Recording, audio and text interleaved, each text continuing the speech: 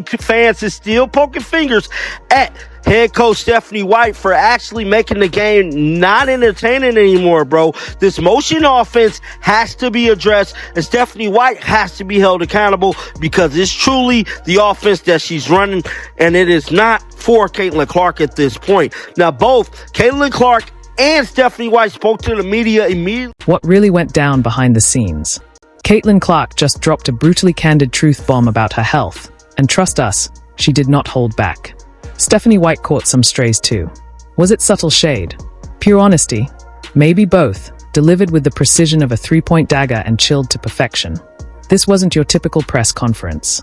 This was Caitlin, raw, unfiltered, and pulling zero punches. Let's just say, jaws hit the floor, grab your popcorn. You're going to want to see this for yourself. At times, we could have played a little bit faster, and I think that's on me, not conceding in that. We still got to play up tempo. We still got to play fast.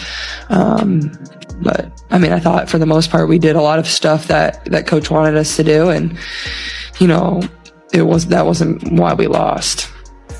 I can't hold you, man. That kind of looked like she let that slip out, man. I don't know. But we all see it. When they play slow, it's just not a good team, man. They're not as good as we see that they could be, right? So they need to play fast, man. I think, they don't necessarily look that good when they're playing half-court ball. Maybe taking something from the Valkyries, man. The Valkyries run, all right? They be running. She doesn't just look tired. She looks drained. Spiritually parched. Caitlin Clark is running on fumes, caffeine, and nothing but raw determination while the WNBA seems hellbent on turning her rookie season into a warped episode of American Ninja Warrior, only with terrible refs and even worse coaching. Forget the basketball court. This woman's out here dodging landmines. To take care of Caitlin, not for special treatment purposes, but that's who everybody's there to see. Everybody wants to see Caitlin Clark play.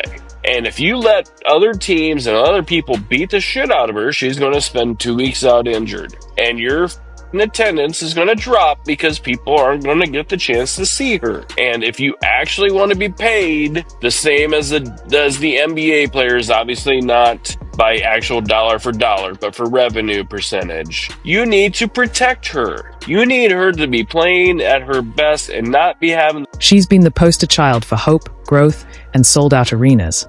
But somewhere along the way, Caitlin Clark also became the referee's favorite chew toy. You'd think they mistook her for a tackling dummy. At this point, it's not just a few missed calls. It's starting to feel like a full-blown science experiment. One where the refs are testing just how many illegal screens, shoulder checks, and blindside hits one player can absorb before she melts into emotional mush. Aces defeated the Indiana Fever 89-81. And this game was disappointing for many fans, not only for the fact that it seemed like the Fever had this one in the bag, but they kind of gave it away at the end of the game, but also because it seemed like there was something off with this Fever team. They didn't have the same energy and spark that we all know and love. So many fans are asking, what is... And it's not a pretty sight. The whistles. They've turned into wind instruments that only seem to play when she's the one moving. Suddenly, the rulebook reads like a choose-your-own-adventure novel written by pure chaos. If someone sneezes on her, play on. But if she so much as breathes near an opponent, that's a flagrant 2 and a 5-game suspension. But you know what? I think I've cracked the code, figured out the solution. Have figured out the solution to the Indiana Fever's problems. Hear me out, hear me out, hear me out. This is what we got to do. We got to put Caitlin Clark off ball. We need to run a motion offense. So when the defense takes away what Caitlin Clark does best, we have other players that can still perform. So when she does have bad games, we're not completely dead in the water. I think that is the best way to move forward with this Indiana Fever. The physicality Caitlin Clark is dealing with isn't just intense, it's criminal. And not in a metaphorical sense. We're talking full-contact muggings that would make a street thief blush. At this point, someone needs to check if defenders are hiding brass knuckles under their wristbands. And what's the league's response? Crickets. Or worse, passive-aggressive Instagram posts pretending everything's fine, while their brightest star gets body-slammed into irrelevance. Now let's talk Indiana. But emotionally draining doesn't even scratch the surface. The vibes are off. The air is thick. The locker room feels like a haunted group therapy session co-sponsored by Broken Dreams and Flat Gatorade. Caitlyn didn't just join a team. She walked into a franchise built like IKEA furniture. Fragile, unstable, and impossible to assemble without breaking something. You'd think Indiana would roll out the red carpet for a once-in-a-generation talent. Instead, they handed her a paper towel and pointed toward a leaking faucet. She's trying to play 4D chess while half her teammates are still stuck playing Hungry Hippos. The offense? Undefined. The defense? Non-existent.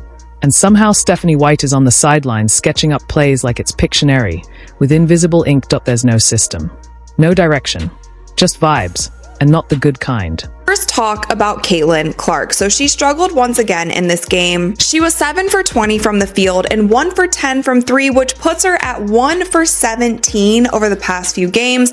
And if you're a fan of Caitlin Clark, you know that this is so unlike her. She is arguably the best shooter in the WNBA, and she is having a significant cold streak over the past 2 games. But her missing shots isn't actually what bothers me. The thing that bothered me most in the game yesterday was the one shot that she passed up. Now, she had been missing a few shots, and if you guys were on my live stream, I said the thing that she needs to do is to continue shooting. Shooters shoot. The only way to break a cold streak is to continue. Every time Caitlin Clark glances toward the bench, it's like staring into the void.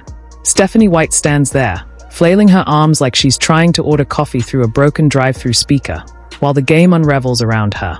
It's not coaching. It's interpretive dance. 1 minute she's calling for tempo, the next she's demanding patience, and the players are trapped in a full-speed existential crisis, trying to decode which version of the plan they're supposed to be following.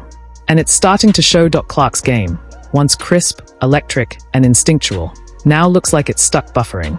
Her passes are just a beat late. Her confidence, slightly dimmed. She's hesitating in moments where she used to charge ahead with reckless brilliance. And honestly, who wouldn't? Imagine trying to execute elite-level basketball while constantly checking over your shoulder for flying elbows, and over your other shoulder for any signs of intelligent life on the sideline. At this point, Caitlin doesn't just need a breather. She might need a sabbatical. Or an exorcist. Maybe both. Because what's happening to her isn't just bad basketball. It's psychological warfare. This league begged for her brilliance. It marketed her face, sold her name, cashed in on her gravity. But now that she's here, instead of protecting her, developing her, elevating her, they are grinding her down into dust, into grainy highlight reels and eventual regret. And still, she shows up. Wait, what? Did you just tell me that Stephanie White went on an interview tour this whole entire offseason saying exactly that?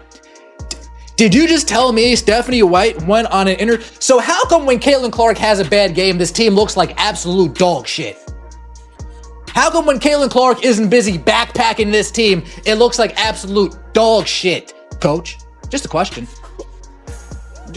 Just a question. What we saw today, folks, I feel bad for everybody that had to sit through that.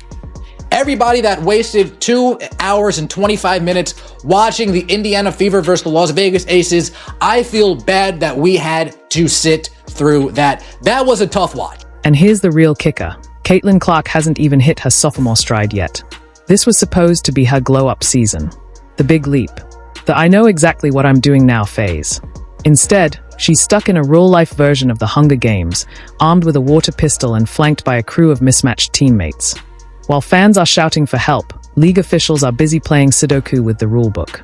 It's almost poetic, in a tragic, Shakespearean kind of way. A generational talent, stuck in a never-ending remake of Groundhog Day, where every game is just a remix of disappointment and bruised ribs. And through it all, Stephanie White keeps smirking her way through press conferences like she's cracked some master plan. One that apparently exists in an alternate universe no one else can access. Someone needs to pull Caitlin out before the damage becomes permanent. Before she starts second-guessing the instincts that once made her unstoppable. Before the fire in her game gets replaced with fatigue. Before she wakes up and realizes she's not leading a revolution. She's trapped in a dumpster fire with a hoop nailed to the side. I think you have to look at things a little bit holistically. I think Caitlin Clark is a really hard player to officiate, much like Diana Taurasi was throughout the course of her career, for a couple of reasons. Caitlin Clark regularly gets picked up in the full court. She also gets blitzed more over the course of her career than any player in WNBA history or in that period of time. And she also creates some contact herself on the offensive end of the floor. She is very difficult to officiate because of all of the contact that's happening around her. She needs an escape plan, a parachute, maybe even a time machine. Because the longer Caitlin Clark stays trapped in this emotional blender, the harder it's going to be to find her way back. And no, this isn't just about losing games. This is about losing herself as a player, while the league watches in silence. It's baffling. The moment she turned pro, they rolled out the red carpet, cameras, sponsorships, ad campaigns. But now, they are letting her fade into the background behind lazy post entries and aimless dribble handoffs. She's not just a player. She's the player. The reason fans are tuning in. The spark behind the league's surge in relevance. And somehow, they are managing her like she's a spare part in a 2-decade rebuild guided by a broken GPS. Meanwhile, Stephanie White is out here treating lineups like a Pinterest vision board, constantly rearranging pieces with no logic. Rotations that defy sense. And the grand strategy? Let's take Caitlin off the ball for 80% of the game. Yeah, that'll solve everything. If no one's going to save her, she may have to save herself. Because this kind of environment doesn't just mess with your stats, it chips away at your soul. And the truth is, she deserves better. The fans deserve better. The game deserves better.